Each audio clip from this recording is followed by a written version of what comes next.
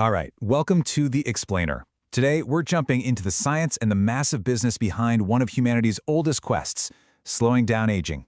And let me tell you, this is not science fiction anymore. We're talking about a multi-billion-dollar market that's being built on some absolutely incredible biological discoveries happening as we speak.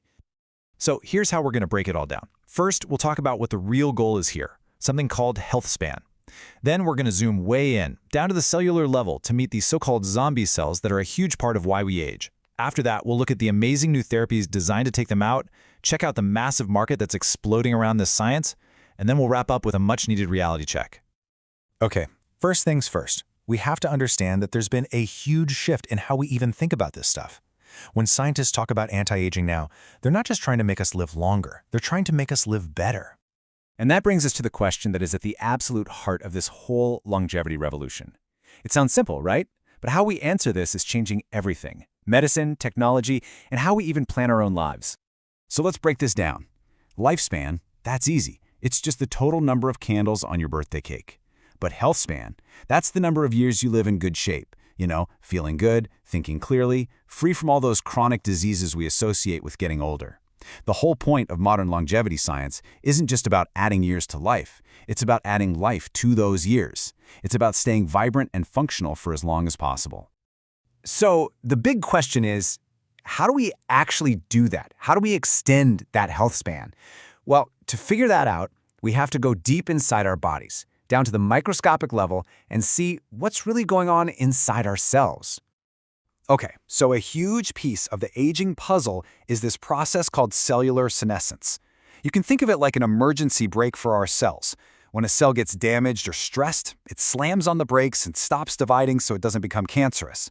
And at first, that's a good thing.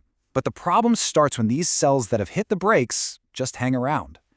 And this is exactly where they get that creepy nickname, zombie cells. See, they refuse to die like normal cells should. But they're not just harmlessly sitting there. They start spewing out this nasty cocktail of inflammatory chemicals. Scientists call it SASP. This creates this constant low-level inflammation that actually damages the healthy cells around them. It's like they're bad neighbors, causing trouble for the whole neighborhood. And we now know this isn't just a symptom of aging. It's a direct cause of a lot of diseases we fear most. So if these zombie cells are the what, the next question for scientists was, what's the how? What's controlling all this?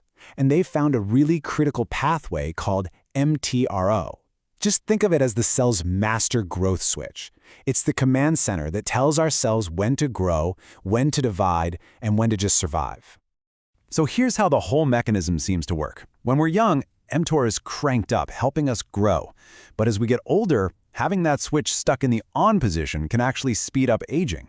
The huge breakthrough came when researchers found a drug called rapamycin. And get this, it was discovered in a soil sample from Easter Island, could turn that switch down. By inhibiting mTOR, they could slow down the creation of zombie cells and ramp up the cell zone cleanup process.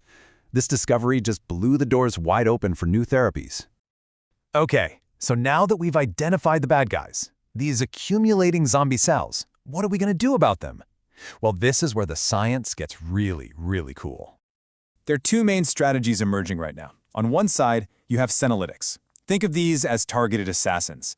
Their job is to hunt down and kill zombie cells, clearing them out of your system. And on the other side, you have senomorphics. They take a totally different approach. Instead of killing the cells, they just try to shut them up, to suppress all those harmful inflammatory signals they're sending out. Basically, turn a bad neighbor into a quiet one. The toolbox for fighting these cells is just exploding with options right now. The furthest along are what we call small molecule drugs. This is where you see stuff like dasatinib, which is a cancer drug, being combined with quercetin, something you find in apples. Some of these are already in human clinical trials, which is huge. But then you get into the really futuristic stuff, like vaccines that could train your own immune system to clear out these cells. And then there's CAR T therapy, where they literally take out your immune cells, engineer them into zombie cell hunting super soldiers, and put them back in your body. Incredible. Now, as you can imagine, when you have science this groundbreaking, the money is sure to follow. And boy, has it ever. This research has ignited an absolute firestorm of investment, creating one of the hottest new markets on the planet. Let's just talk numbers for a second. The global anti-aging market is expected to be worth around, get this, $85 billion in 2025. And just to be clear, we're not just talking about face creams anymore. This is deep, hardcore, science-driven biotechnology. And that is not the peak, not by a long shot. This thing is just taken off. The market's projected to grow at around 7% a year, and it's expected to blow past $120 billion by the end of the decade. This is being driven by aging populations all over the world for sure, but also by younger people who are way more focused on prevention. So where is all this cash actually going? Well, it's flowing into four main buckets. The lion's share, about 40%, is going straight into that high-risk, high-reward longevity biotech we've been talking about. Another 30% is in aesthetics. Think Botox. Supplements make up a solid 20%. And that last 10% is going into AI and diagnostics, all the tech that's helping create personalized health plans. And it's a really fascinating mix of players who are jumping in. You've got these specialized biotech startups like Unity, which are all in on senolytics. Then you have the pharmaceutical giants like AbbVie, who own the Botox empire. You've even got huge consumer companies like Nestle getting deep into supplements. And of course, the tech companies like 23andMe are providing the genetic data that could power this whole personalized revolution. Okay, so with billions of dollars on the line and expectations that are just through the roof, it's absolutely crucial that we take a deep breath and have a little reality check. We need to separate the incredible promise from the very challenging current reality. I mean, the potential upside here is just staggering. Think about it. Instead of treating heart disease, and then cancer, and then arthritis, one by one, what if we could just treat the root cause of all of them, which is aging itself? Success here could mean delaying or even preventing a whole host of horrible conditions all at once. It's about completely changing what it means to grow old. But, and this is a big but, the road from a cool idea in a lab to a pill in your medicine cabinet is long and it's full of traps. These are powerful drugs with real side effects. Clinical trials fail all the time. We've already seen some high-profile ones fall flat. And how do you even get a drug approved for aging when the FDA doesn't even consider aging a disease? And then there's the big biological catch-22. It turns out these zombie cells aren't all bad. They're actually important for things like healing wounds. So just wiping them all out might not be such a great idea. You know, this quote from a scientific review really just sums it all up perfectly. The experts are basically saying, hey, let's be excited, but let's be smart about it.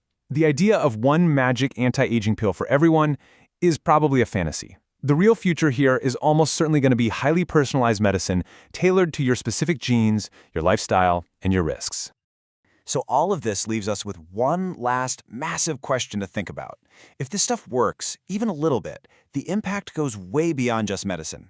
It could change careers, retirement, families, the entire shape of our lives. As we start to engineer our own longevity, we're going to be forced to ask ourselves, what does it even mean to be old anymore? And what are we going to do with all that extra healthy time? Thanks for joining me on The Explainer.